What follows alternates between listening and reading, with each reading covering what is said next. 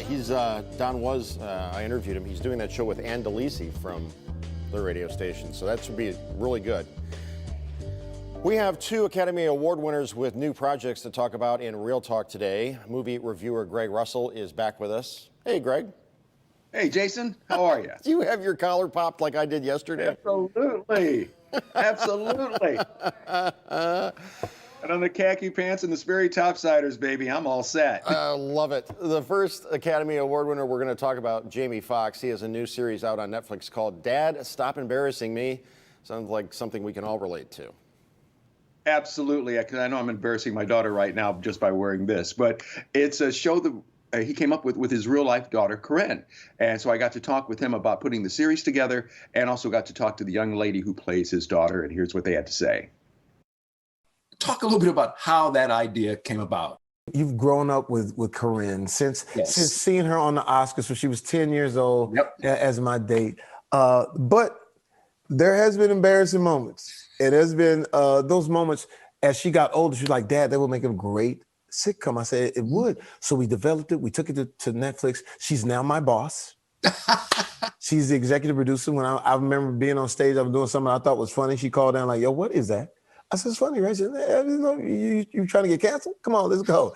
So it's been great. And being on Netflix and having a short window, because it's only 8 episodes. You know, usually you get 20 in, you catch your vibe. I think we found a great chemistry with David Allen Greer and all other characters. But here's where we win. We found our star in ATL's own, Kyla Drew, who embodies Corinne incredibly, and here she is today. For you, this just had to be a lot of fun, and also having Jamie play your dad.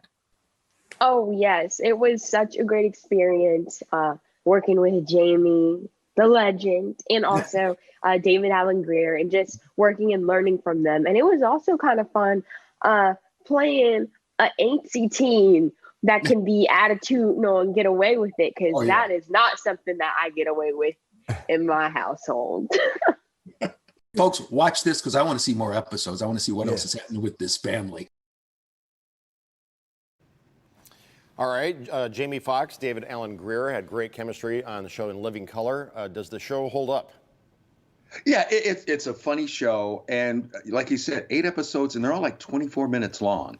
So, you know, you'll sit there, you might binge right through it. And you, especially being the father of a daughter, you're going to look at this and go, yeah, that's probably going to be coming up, you know, with me as far as the things that you say. What is this coat you have on? Is that a members only? And do you have buttons from concerts on there or something? Oh my God, no, this is actually just a sweater, but I still do have my members only jacket, the leather one and the regular one. I'm surprised you don't have that on. The next Academy Award winner we have to talk about is Morgan Freeman. He's in a new movie with Ruby Rose titled Vanquish. But from the trailer, it doesn't look like he's a good guy, yeah? Yeah, he's a former cop who does have, you know, some dirty dealings going on. And so he enlists Ruby Rose to go after these bad guys. And the way he does it is by kidnapping her daughter, basically forcing her into action. And so she and I got to talk about the fact that when it comes down to your family, you'll do anything. When it comes down to like family, you will do anything. Yeah, absolutely. That's what really drew me to the script. It's what drew me to the role. At the core of it, this is a single mom that's doing anything that she can to protect her daughter.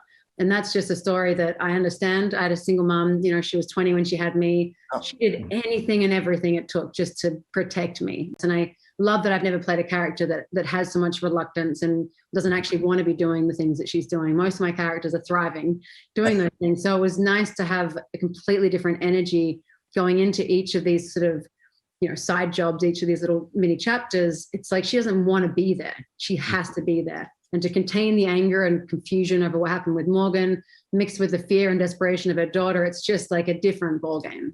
Speaking of Morgan, you know, we've seen him play God before and all like this. This time he's kind of completely at the other end. Yeah. Yeah, Morgan is, I mean, he's one of the greatest actors of all time. So he's a fantastic guy. He's so calm and gentle, but he's very witty.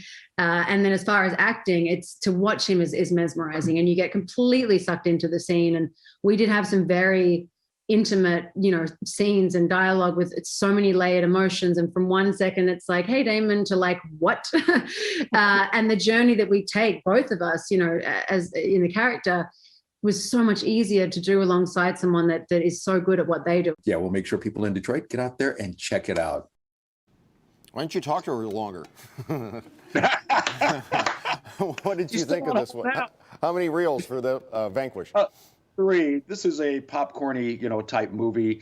One that if you're anything, you're going to just sit back and just watch it, for the action. So it's in theaters this week, but starts streaming next week. Wow, 3 from you? Ooh. Yeah. All right. Thanks, Greg. Good to see you. Good to see you. I'll get the Bartles and James cooled up and see you after the show.